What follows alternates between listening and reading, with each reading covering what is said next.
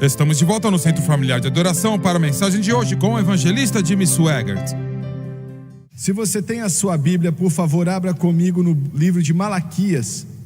Se você não pode encontrar, é o último livro do Antigo Testamento.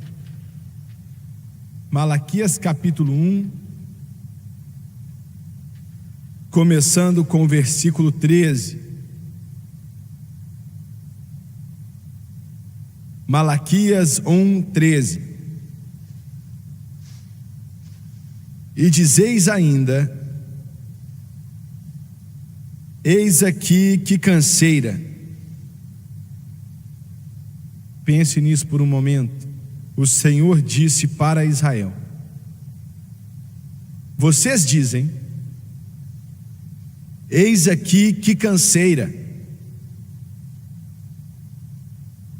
e o lançastes ao desprezo, diz o Senhor dos Exércitos. Vós ofereceis o que foi roubado e o coxo o enfermo. Assim trazeis a oferta. Aceitaria eu isso da vossa mão, diz o Senhor. Pois seja maldito o enganador, que tendo macho no seu rebanho, promete e oferece ao Senhor o que tem mácula. Porque eu sou o grande rei, diz o Senhor dos Exércitos. Meu nome é temível entre os gentios. E eu quero usar como tópico, pregando por alguns minutos nessa manhã, a simplicidade da mensagem da cruz. A simplicidade da mensagem da cruz. Abaixe a sua cabeça, por favor. Pai Celestial, eu quero te pedir, Senhor, em nome de Jesus, que o Senhor me ajude a ministrar. Me ajude, Senhor, a dar a esse povo aquilo que o Senhor nos deu, para que possamos suprir a necessidade, fazer uma resposta a perguntas, toque as almas e eleve pessoas. Comece, Deus, a tocar no interior, nos corações e nas vidas. E eu peço pela sua ajuda para fazer isso, no santo nome de Jesus. E todos dizem amém e amém. Lendo um pregador batista há um tempo atrás, que eu não consigo lembrar o nome dele agora, ele fez uma declaração que eu acho que vale a pena repetir. Ele disse que homem nenhum rejeita a cruz por razões teológicas. Significa que é muito difícil de entender. Nenhum homem, ele disse, rejeita a cruz por razões teológicas, mas ao invés disso, por razões morais.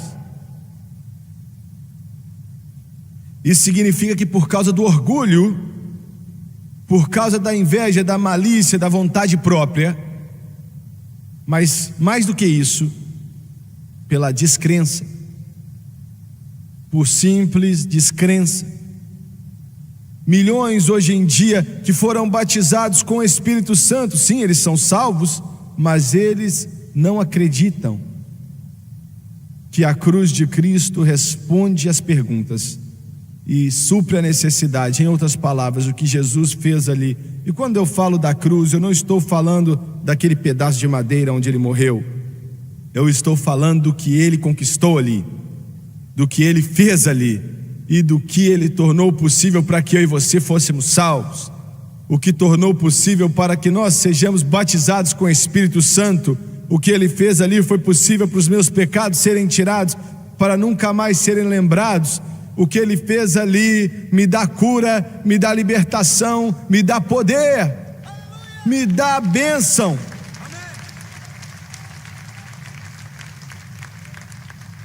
Isso não é uma nova doutrina, é a doutrina mais velha conhecida à humanidade. Eu quero repetir: a cruz de Cristo é a doutrina mais antiga, conhecida pela humanidade. Começou na mente de Deus, desde antes da fundação do mundo. começou na mente de Deus, da Trindade, antes desse universo ser criado,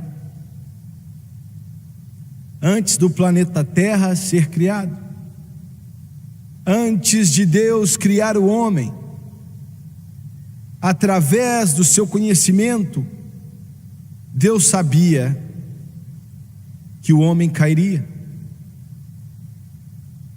Ele não ficou surpreso com isso. Deus é onisciente, Ele sabe todas as coisas, passado, presente e futuro.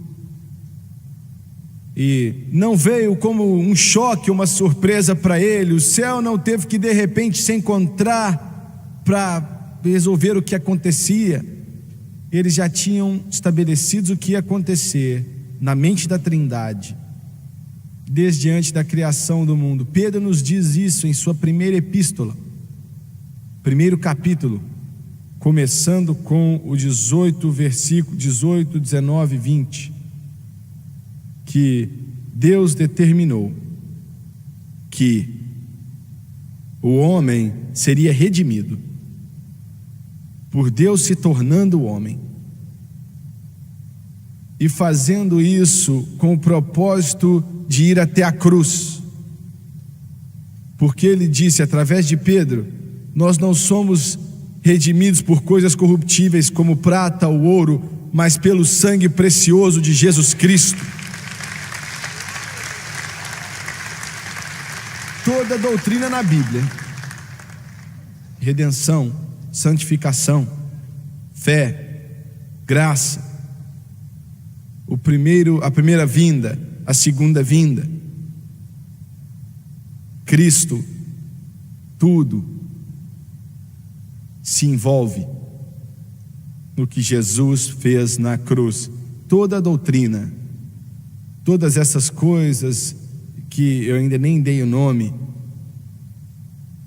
toda a doutrina bíblica é baseada exclusivamente na cruz de Cristo. Aonde toda doutrina falsa, deixa eu falar de outra forma, aonde toda doutrina se perverte e vira uma doutrina falsa, é quando ela interpreta a cruz de uma maneira errada, entende a cruz de uma maneira errada, ou nega a cruz de alguma forma. Se você voltar, não importa que tipo de doutrina ela é, você vai ver que isso está certo. E você vai descobrir que toda doutrina bíblica que é certa é construída na fundação da cruz, totalmente nela. Essa é a palavra que Satanás não quer que você escute, não quer que você entenda.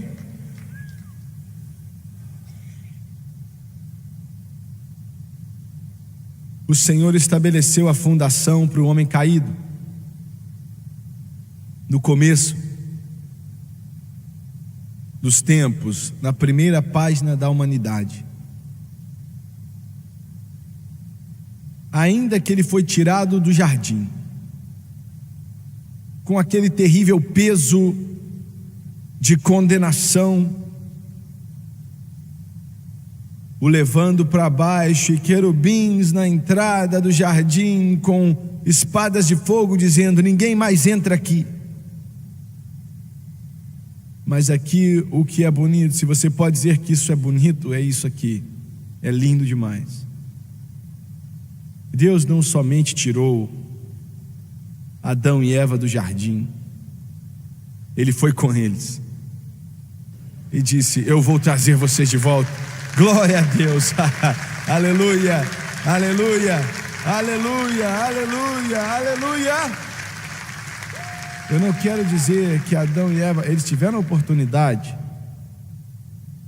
Não há nada ali que dizem que eles voltaram para Deus, mas quando eu uso o pronome você, todos que querem, Ele vai nos levar de volta àquele jardim do Éden. Glória a Deus. Não há mais morte, não há mais sofrimento, não há mais dor, não há mais doença, não há mais sofrimento, não há mais superstição, não há mais Fergusons.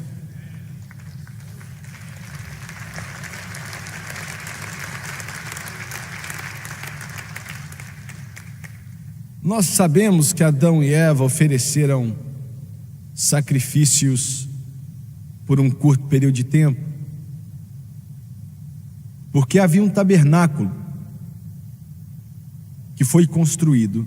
A Bíblia diz que não fala muito a respeito disso, não fala nada diretamente dele, mas o Senhor disse a Caim: se você quiser a minha bênção, há um sacrifício na porta. Ele quis dizer um cordeiro na porta do tabernáculo, pegue e ofereça. Mas Caim não quis fazer isso. E você descobre nisso de Caim e Abel que eles estabeleceram ali que toda a raça humana, veja bem, o mundo lá fora sem Deus não conhece o Senhor. Para sempre eles estão tentando fazer um novo Deus. E, infelizmente, a igreja sempre esteve tentando aperfeiçoar um novo sacrifício. Mas só existe um sacrifício, porque só existe um que é necessário, e é Jesus Cristo e Ele crucificado.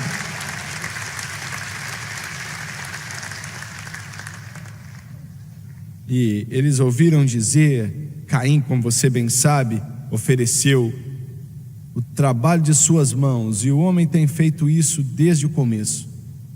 Paulo diz em Tito que nós não somos salvos por obras de justiça, mas pela graça e o amor de Deus. Eu quero repetir: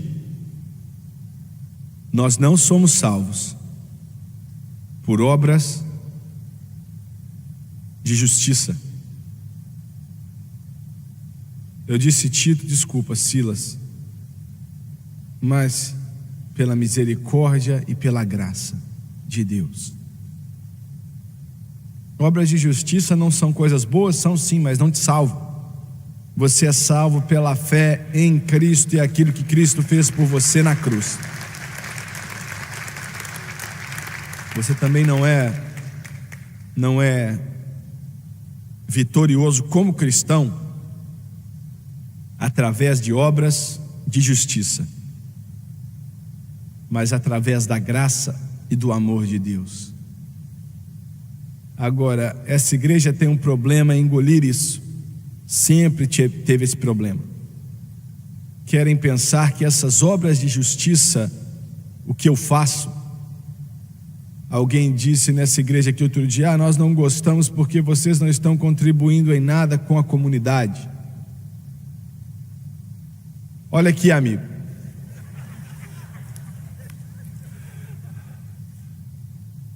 Há um homem sentado ali que estava na prisão não sei por quantos anos, mas a graça de Deus pregada por esse ministério o tirou dali, o salvou, encheu ele com o Espírito Santo. Existem pessoas nessa congregação que eram alcoólatras, mas hoje em dia eles estão livres pelo poder de Deus.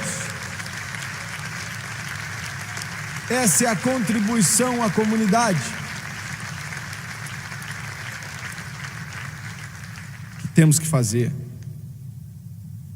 E o resto é uma piada. Abel ofereceu o que Deus estabeleceu. Caim ofereceu apenas algumas maçãs, laranjas, coisas verdes, vegetais. E diz: Senhor, eles não são bonitos, mas tinha que ser uma vida oferecida, e o cordeiro representava a vida que foi tirada, que simbolizava o Senhor Jesus Cristo e o que ele faria na cruz do Calvário. Descobrimos que Noé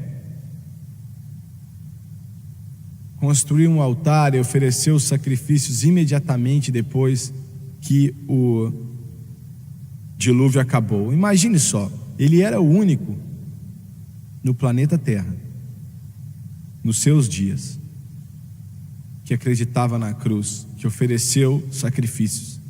Você diz: como é que você sabe disso? Eu sei porque se alguém tivesse feito isso, eles tinham entrado na arca.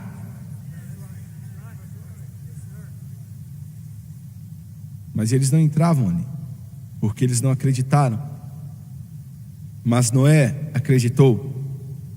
E quando aquela arca finalmente sentou no Monte Ararat, ele ofereceu um sacrifício e um cheiro agradável foi até o Senhor. Abraão construiu tantos altares que ele era chamado de construtor de altares. Para Moisés, ele recebeu a grande lei de Deus com o grande sistema de sacrifício. O sistema de sacrifício era a fundação, era o centro da lei de Moisés. Sem aquele sistema sacrificial, eles não tinham, nenhuma justificação. O julgamento destruiria, porque nenhum deles conseguia guardar a lei, como você também não pode. Mas Jesus cumpriu por você. Aleluia. E a sua fé nele, eu quero te dizer, quando você evidencia fé nele, Deus, nos livros ali do céu, ele transfere você de um que quebra a lei para um que guarda a lei. Glória! Não por causa da obra, das retidões ou justiças que você fez, mas por causa daquilo que Jesus fez na cruz. E a sua fé nessa obra consumada. Quando Salomão dedicou o templo, escute isso. O sacerdote, centenas deles, ofereciam 140 mil cordeiros na dedicação do templo. Imagine só, deixa a sua mente imaginar isso por um momento. 142 mil. Eu estava falando com um homem outro dia, ele estava me contando que gado hoje vale, $700 por cabeça hoje em dia.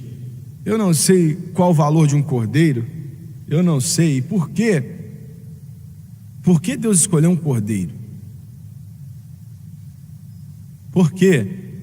Por que não outro animal? A razão é a seguinte: o cordeiro é o animal mais dócil que Deus criou. Você nunca ouviu a respeito de um cordeiro morder ninguém. Eu nunca ouvi. E um cordeiro se desvia facilmente. Quando Davi escreveu o Salmo: o Senhor é meu pastor, nada me faltará, deitar-me faz em verdes passos, guia-me mansamente a águas tranquilas, e refrigera a minha alma, guia-me pelas veredas da justiça, por amor do seu nome, por aí vai. Ali no corpo, bem no meio daquela passagem, declara o cordeiro. Se você estuda o hebraico, aquela fala de um cordeirinho que sai do meio do grupo, porque o cordeiro é um tipo da humanidade, como é um tipo de Cristo. Deus se tornou um homem, uma virgem dará à luz e vai ter um filho, e o nome dele vai ser Emanuel. Um cordeiro é um tipo do homem, burro, estúpido. Entenda isso um pouco. O único povo nesse mundo, e me escute, olha, o único, não importa onde você vive, qual a cor da sua pele, o único povo nesse mundo que tem um pouco de santidade e de sanidade são aqueles que são salvos pelo sangue do Cordeiro e são cheios do Espírito a caminho do céu.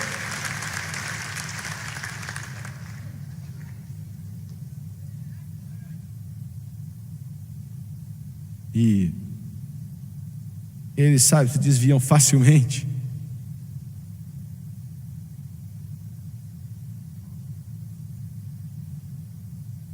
Não sei não, viu, irmão cego? Eu conheço alguns cristãos que são meio bobos. Eu também.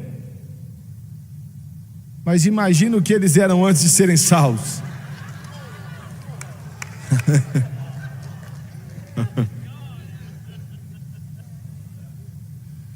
O temor de Deus é o começo da sabedoria.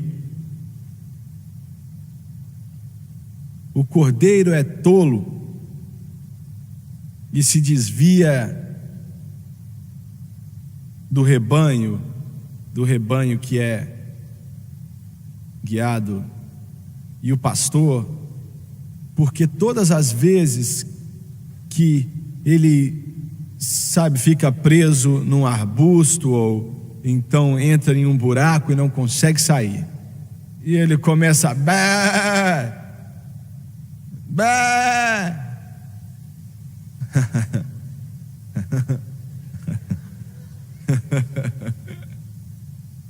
Até o pastor vir com o seu cajado. Ele vai lá embaixo e tira ele dali, porque ele nunca sai de perto de vista do pastor. Não importa onde aquela ovelha vai, o pastor sabe onde ele está. Meu Deus, aleluia ao Cordeiro.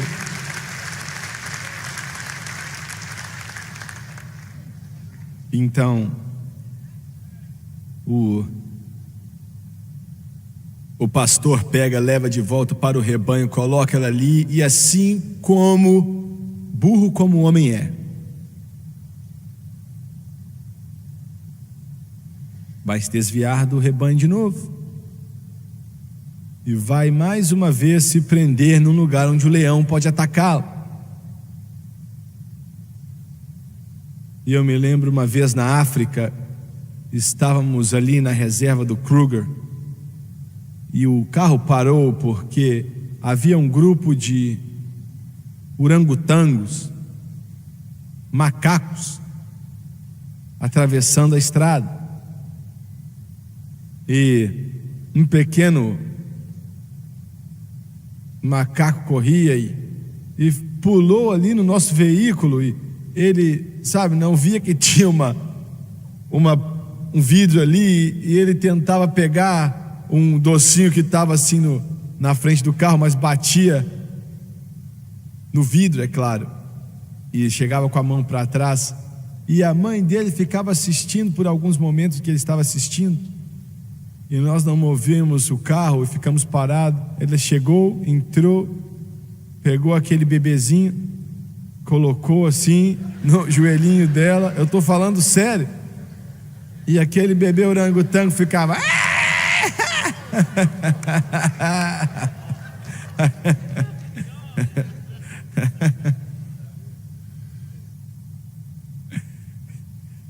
aquele orangotango não tinha lido o livro do Dr. Spock de como criar os filhos.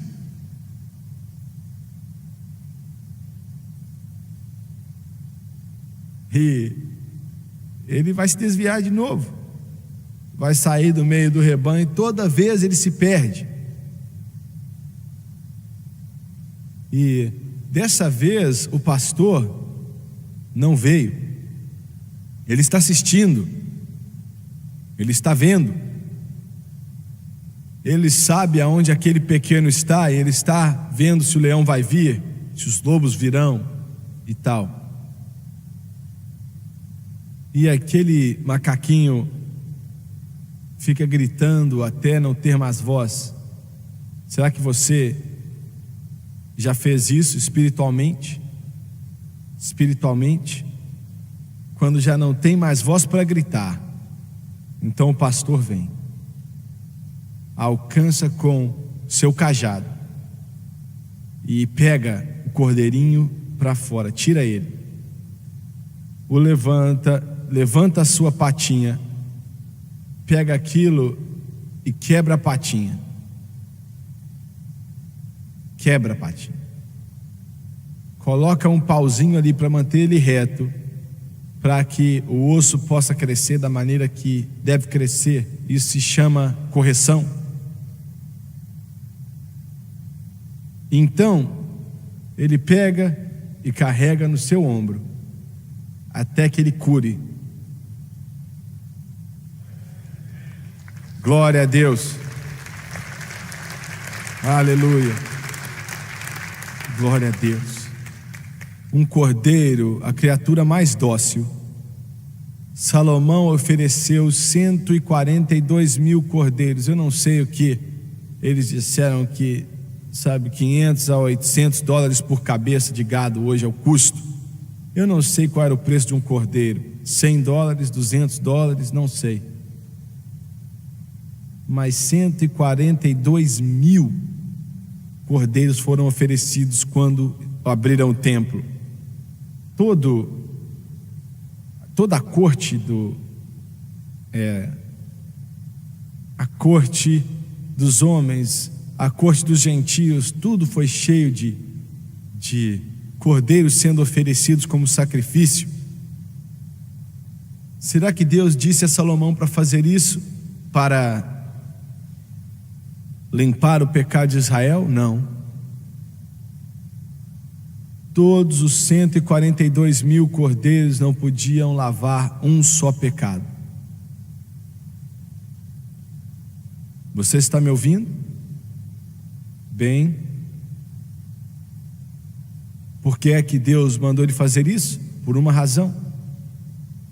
Ele estava dizendo a Israel: a sua força, sua proteção, sua prosperidade, sua liberdade, suas riquezas são todas no sangue derramado do Cordeiro.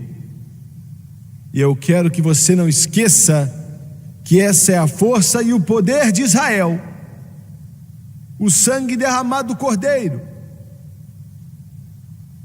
E agora,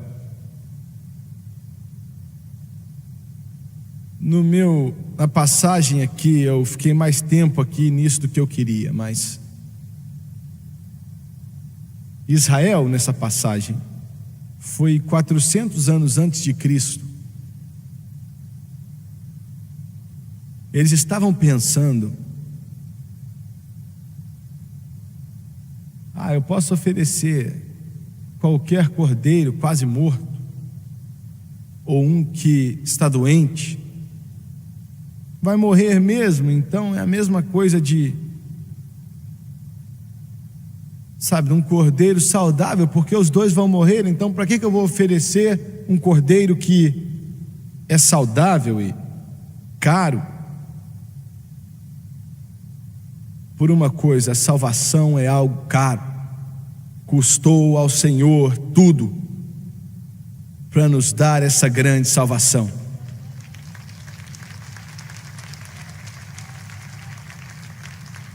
E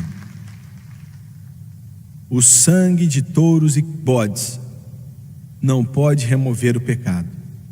Entenda isso. Mas o sangue de Jesus Cristo, o Filho de Deus, quando João Batista se introduziu, ele disse dele: eis o Cordeiro de Deus que remove o pecado do mundo. Agora eles ofereciam cordeiros doentes e corrompidos. Quando Deus disse a Moisés, e talvez ele disse a Adão e Eva no começo também, provavelmente, não sei. Quando você oferecer esse cordeiro, primeiramente, a pessoa que pegou o cordeiro fez muito pouco, ele apenas levava ele até ali e cortava a garganta, o sacerdote fazia o resto. E muitas outras coisas eram feitas, mas era o sacerdote que fazia. Para ser salvo, tudo que você tem que fazer é vir e acreditar. Quando o carcereiro perguntou a Paulo o que eu tenho que fazer para ser salvo, Paulo não disse: você tem que ser membro dessa igreja, você tem que fazer parte dessa denominação, você tem que dar tanto dinheiro. Ele disse: apenas creia no Senhor Jesus Cristo e você vai ser salvo, e a sua casa também. O Senhor disse a Moisés: o anjo da morte vai passar aqui, e o primogênito de todo o filho, toda a casa, vai morrer, a não ser que o sangue seja aplicado aos umbrais da porta. Mate o cordeiro e tire sua pele e tire os intestinos de dentro do seu corpo. Pegue uma faca e corte desde a parte de trás do pescoço até as costas. Abra a sua pele e abra com os seus dedos.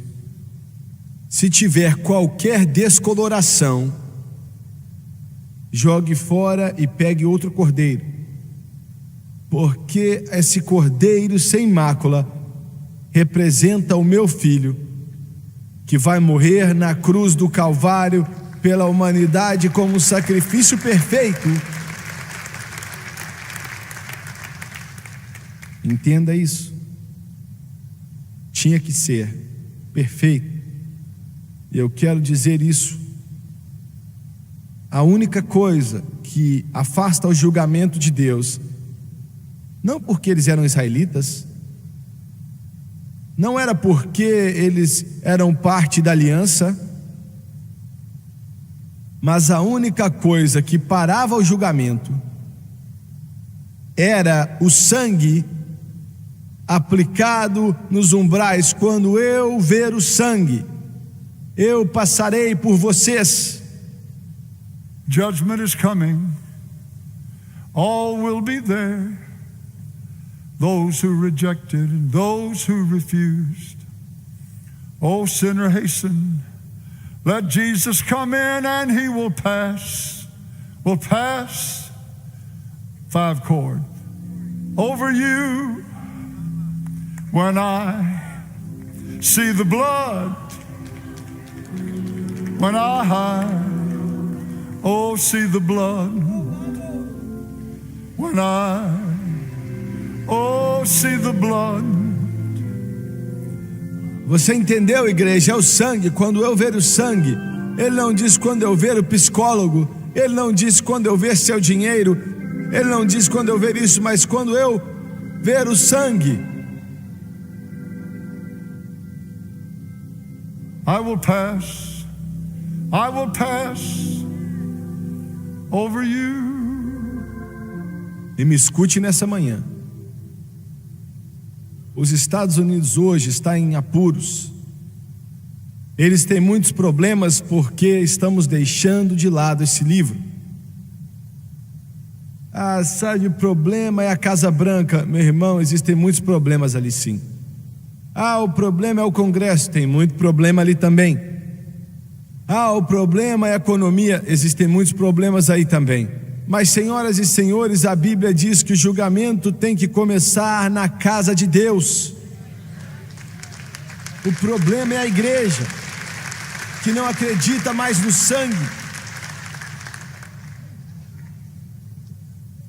E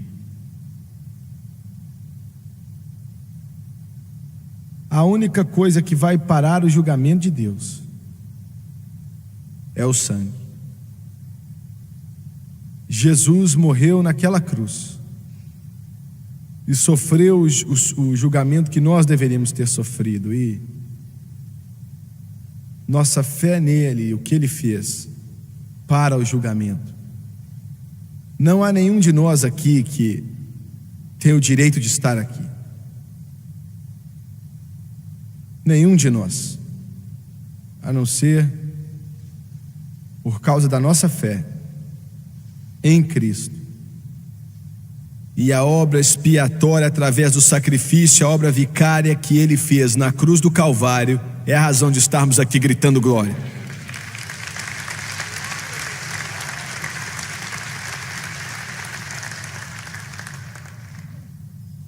Veja bem, até o primogênito de Faraó morreu. Você tem que entender que isso aqui foi algo que veio contra os egípcios que eles não esperavam. Pois eles acreditavam que após vida tinha a ver com o seu filho primogênito. Se ele morresse antes do pai, após vida ia ser muito ruim. de várias formas. Se eles não tivessem filho, a sua pós-vida então era muito atrapalhada. E a ideia era que o pai morria, então o filho mais velho garantiria então, e o outro que ia vir após ele, na pós-vida, todas as bênçãos. E o Senhor diz: diga a Faraó que se ele não deixar o meu povo ir, o seu primogênito vai morrer. Isso é exatamente o que aconteceu. Agora, Israel está trazendo sacrifícios corrompidos. E eu quero te dizer o que está acontecendo hoje na igreja, mesmo com aqueles que dizem acreditar no livro. Se eles não colocam a fé deles em Cristo e naquilo que Ele fez na cruz, então eles estão oferecendo a Deus um sacrifício corrompido. Eles largaram o sacrifício que é Cristo e foram para outra coisa. Eu quero que você entenda. Há 5 anos atrás, a Francis me deu uma cópia desse livro e eu nunca consigo lembrar o livro daquele negócio. Vida com Propósito. E disse: você pode ler isso e ver o que você acha? Eu li algumas páginas e deixei de lado, porque eu sabia que eles defendiam um outro sacrifício. Eles ainda dizem no livro que o homem tem problemas hoje que a Bíblia não fala deles. Que estupidez! Agora eu posso entender a maioria dos religiosos se agarrando a isso, mas pregadores que se dizem cheios do Espírito recebendo isso e até hoje fazem isso. Isso é uma maneira poluída de se oferecer sacrifício. É aquilo que Deus não aceita. É a mesma coisa de oferecer um cordeiro doente no altar. Insultar a Deus. E o Senhor disse a eles: você está convidando para dentro da sua casa uma maldição. Paulo disse em Gálatas que se você buscar a lei, você toma sobre si a maldição da lei. E se não for Cristo e Ele crucificado, então é a lei. Então você tem problemas, porque você está debaixo da maldição. E enquanto eu fecho, ele disse: eu vou gastar meia hora em cada um, mas eu não tenho tempo para isso. Ele disse: o sacerdote é o culpado. O que ele disse pelo sacerdote, o sacerdote é o culpado. Ele falou isso através de Malaquias. E ele disse: e isso então hoje em dia se aplica aos pregadores, que eles são culpados pelo que as pessoas recebem lá fora. Você está me ouvindo? Um repórter entrevistou o jovem de Houston, que é pastor, e eu li a entrevista. E ele perguntou: eu notei que você nunca prega sobre a cruz. E ele disse: nós acreditamos na cruz. Ele está mentindo, porque não acredita. Nós acreditamos na cruz, mas eu não prego e nunca vai ser pregado aqui. Ele disse: por que? O outro perguntou. Até aquele repórter sabe que a cruz de Cristo é a fundação da palavra do Deus Todo-Poderoso. E o jovem disse: não, eu não prego isso porque pode ofender as pessoas. Agora imagine Paulo no que ele disse em 1 Coríntios capítulo 1, versículo 23. Ele disse: nós pregamos Cristo crucificado. É isso que fazemos. E antes de terminar essa escritura, eu quero que você entenda: é isso que essa igreja prega.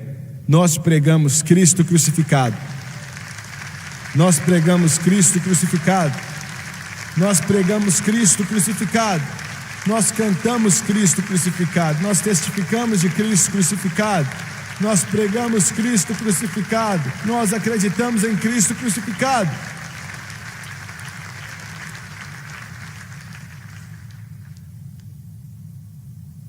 Então ele disse: para os judeus uma pedra de tropeço, e para os gregos, os gentios, tolice. Ele disse que eu sei que os judeus não aceitam porque os ofende. Porque eu não vou entrar nos detalhes. E os gregos, os gentios, a ideia de que um homem nu em um madeiro pendurado, e que isso pode ajudar alguém, é loucura para os gentios. Mas não faz diferença que seja uma pedra de tropeço para os judeus ou loucura para os gregos. Nós pregamos Cristo crucificado. Por quê? Por quê? Por que é que pregamos Cristo crucificado? Porque não há outra solução. Quão estúpido você vai ser de ir a um barco que está afundando e você está no meio do mar, sozinho, e alguém chega ali para te salvar e você diz: eu não gosto dele não, eu não gosto da cor daquilo não, eu acredito que tem algo melhor. Deixa de ser bobão, meu amigo. Não há mais nada melhor do que aquilo que pode salvar. Bem, eu não gosto de você usar esses nomes aí. Eu não estou pregando de acordo com o que você gosta. Quando algumas pessoas disseram a Paulo a respeito da mensagem dele na ressurreição, esse negócio de ressurreição, quem já ouviu uma coisa dessas? O corpo volta ao pó, vai ressuscitar. Sabe do que Paulo chamou eles? Na verdade, o Espírito Santo através deles. E eu gosto disso. Ele disse: seus tolos.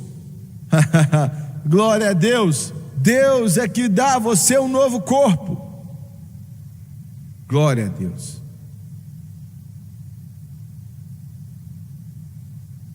É melhor parar por aqui antes de ter problemas. Nós pregamos Cristo crucificado. E pode ser uma pedra de tropeço para os judeus, pode ser tolice para os gregos, mas é isso que pregamos, porque, para usar uma gramática ruim, não tem outro jeito. Se coloque de pé, por favor. Glória a Deus.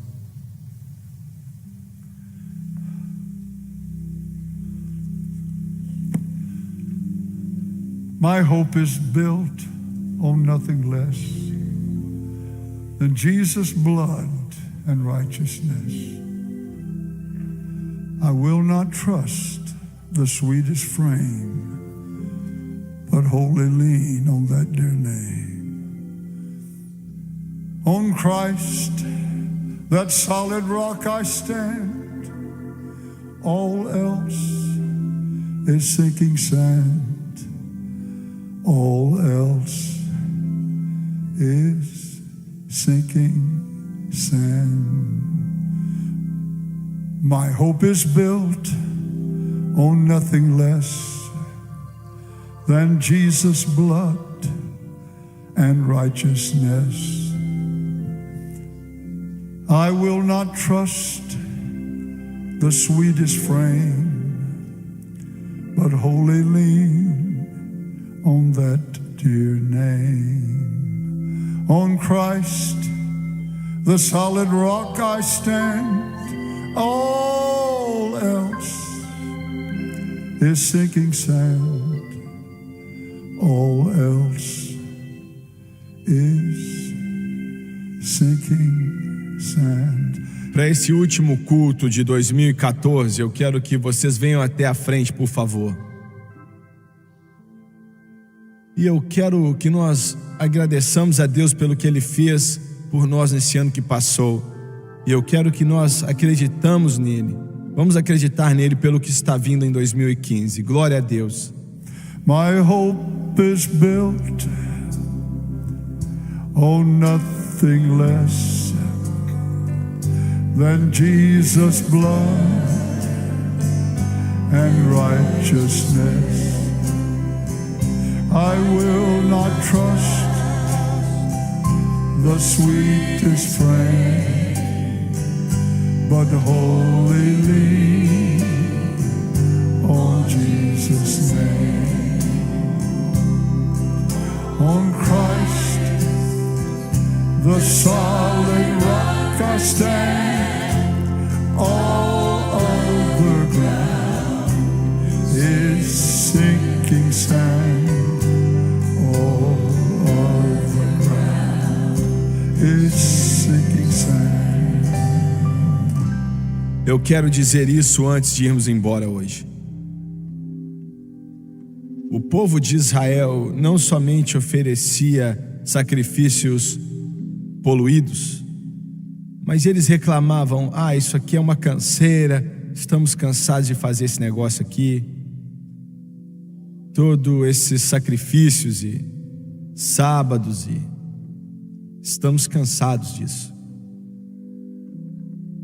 Eu quero te dizer, nunca permita que nada assim saia da sua boca. Nunca diga: eu queria, irmão Swagger, que ele não pedisse para as pessoas atenderem os telefones, eu fico cansado de fazer isso. Eu tinha que conectar isso, tá vendo? Não. Ao invés disso, diga: Senhor, obrigado, porque o Senhor me deu o privilégio de falar com pessoas no mundo inteiro, alguns deles que eu ganhei para Cristo. Glória a Deus. Aleluia. Eu não quero ir para a igreja, estou cansado disso. Se você pensa assim, bem, você precisa voltar e dizer ao Senhor para fazer uma obra em sua vida outra vez. Glória a Deus. Glória ao Senhor. Quão privilegiado nós somos. Nunca diga quão cansativo isso é. O quanto Jesus disse que: vinde a mim todos que estão cansados e sobrecarregados, e eu vos aliviarei. Tomai sobre vós o meu jugo e aprendei de mim, porque eu sou manso e humilde de coração, e vão encontrar descanso para vossas almas, porque o meu jugo é leve e o meu fardo é fácil. Deus requer muito pouco de nós. O pouco que fazemos para Ele, Ele nos dá 100 vezes mais. Glória a Deus. Pai Celestial, te agradeço hoje, Senhor, pelo que o Senhor nos deu nesse ano de 2014. E nós te damos louvor, honra e glória. E, Senhor, eu estou acreditando no Senhor que 2015 vai ser o maior ano ainda. E se o Senhor tardar, vai ser o melhor ainda, porque o Senhor vai continuar fazendo coisas maiores e maiores, Senhor. Muito obrigado por nos permitir ser parte disso. Muito obrigado, Senhor, por nos ter, ó Deus amado, escolhido. Muito obrigado, Senhor, por nos ajudar, nos guiar e nos dar o privilégio e a honra de ser parte do que o Senhor nos chamou para fazer. Nós oramos em nome de Jesus. Amém e amém. Cumprimente a pessoa do seu lado. Faça isso.